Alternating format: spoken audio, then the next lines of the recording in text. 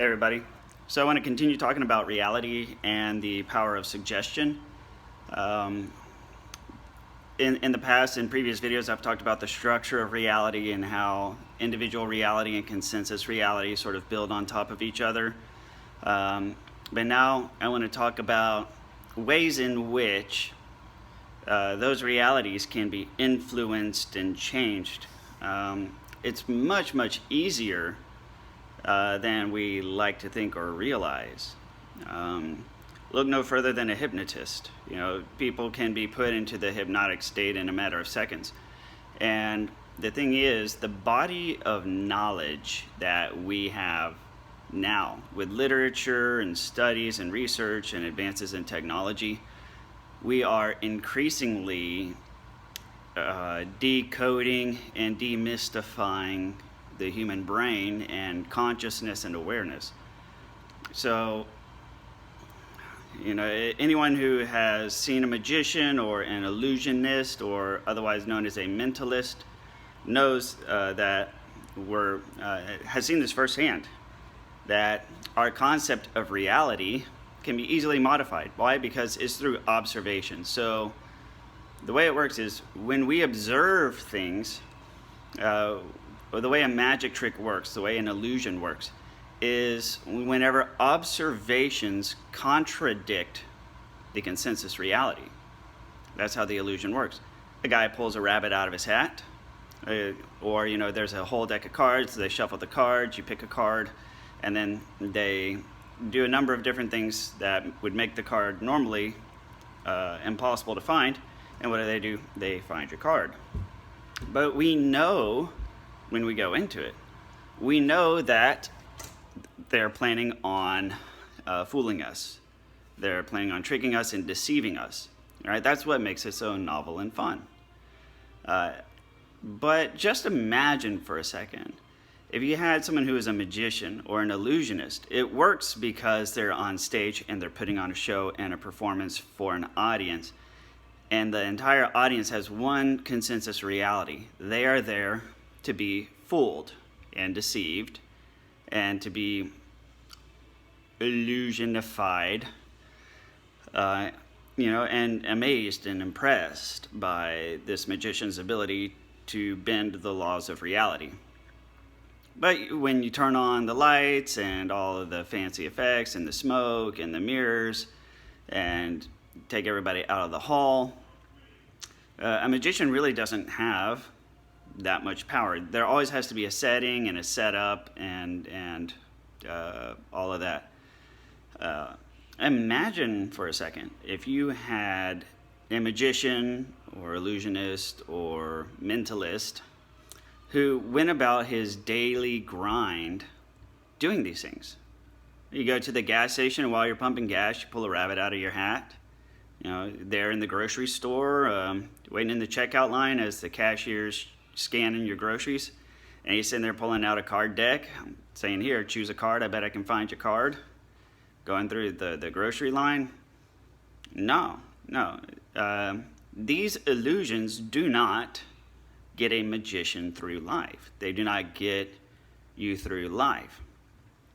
But there are people that have to perform illusions to get through life, and they are the disordered people, right?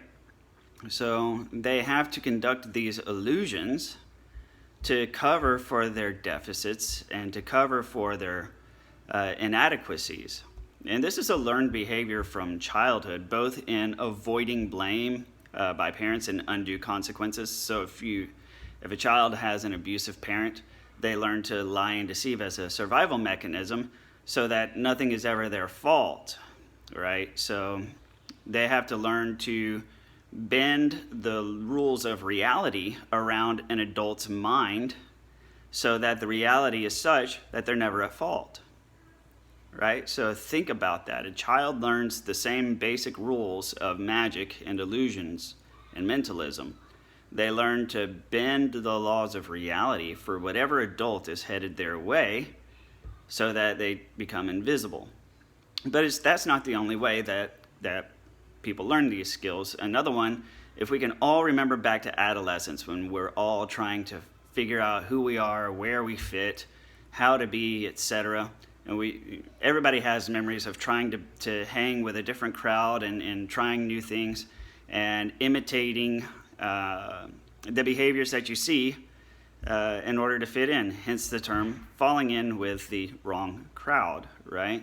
Falling in with the wrong crowd is exactly that. You start hanging out with the wrong people and you start mirroring and imitating the people in that group. And then eventually you gain acceptance. And in your formative years, these behaviors can become permanent, but we all remember a time where we thought we wanted to hang out with some people, thought we wanted to be their friends, and it turned out this isn't the group for me, and you leave, right? However, there are kids who try, and they don't fit in with this group, they don't fit in with that group, they don't fit in with this group, they don't fit in with that group, and they try, and they don't fit in, and they don't fit in, and they don't fit in, and they don't fit in, and they don't fit in, and they don't fit in.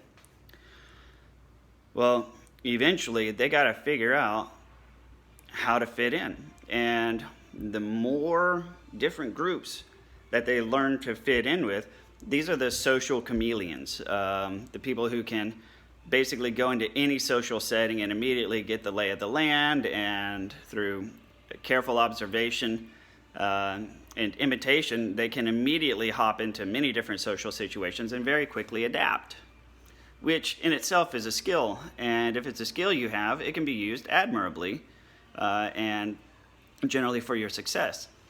On the other hand, the better you are at that skill, it's still not a prescription for your day-to-day life. It's not a skill set that you want to rely on for your modus operandi, and it is not the skill set to use to define your day-to-day awareness, your individual reality.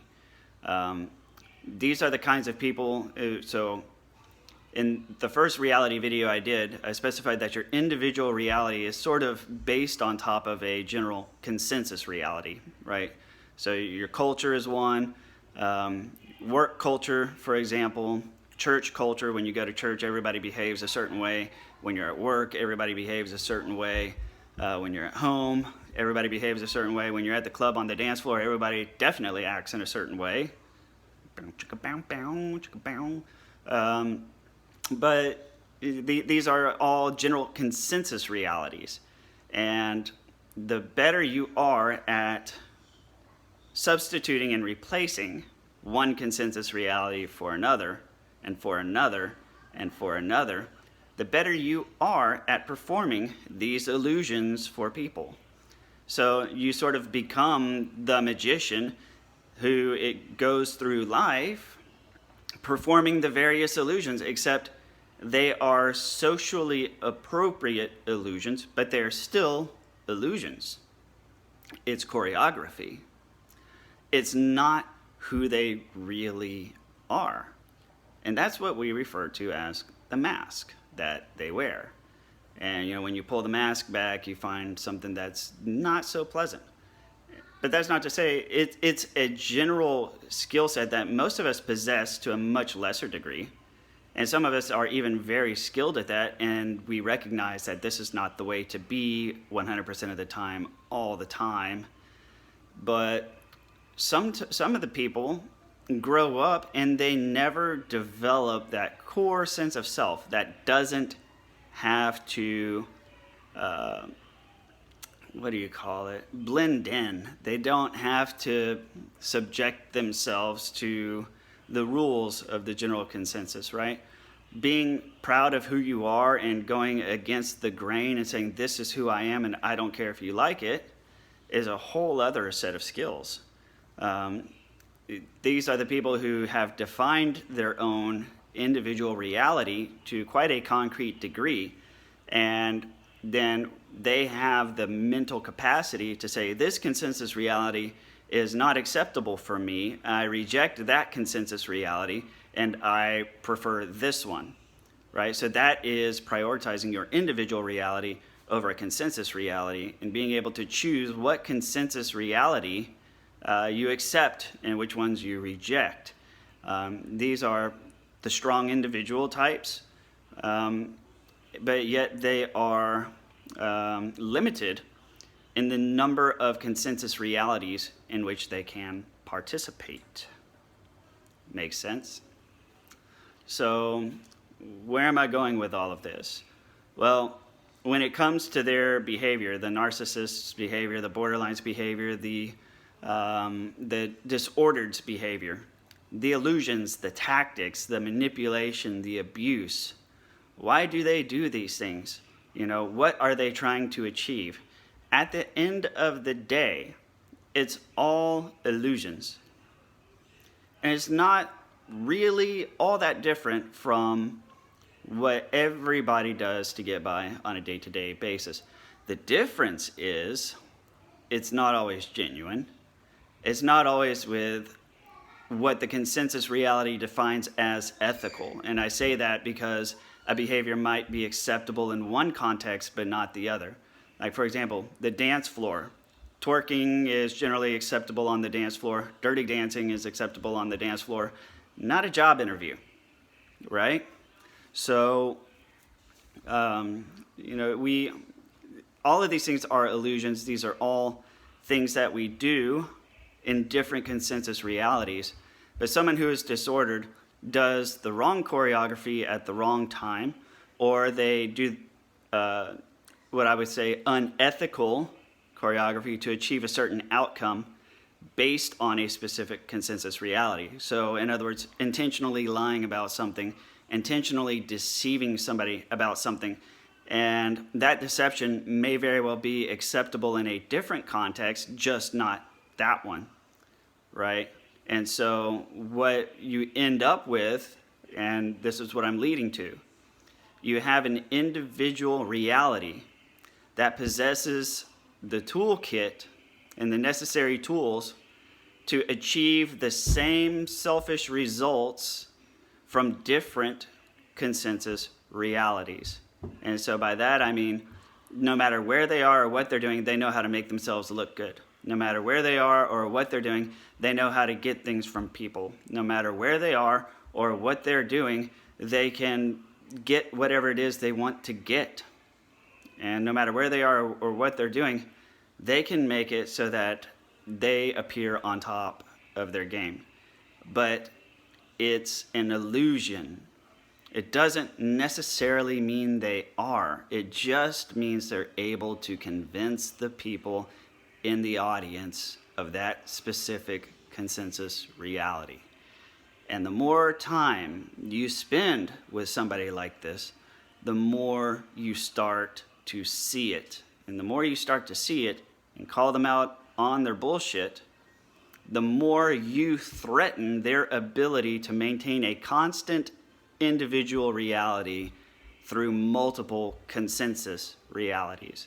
And you are a threat to their individual reality. You're a threat to their personal identity. You're the audience member that points out how they pull the rabbit out of the hat. You're the audience member that points out how the card trick is done, right? You're the one who says, actually, he really doesn't walk around all day with a rabbit in his hat. Like, there's not a rabbit on his head while he's wearing it. That's not what he does. He doesn't wear the rabbit hat to the gas station when he's pumping gas.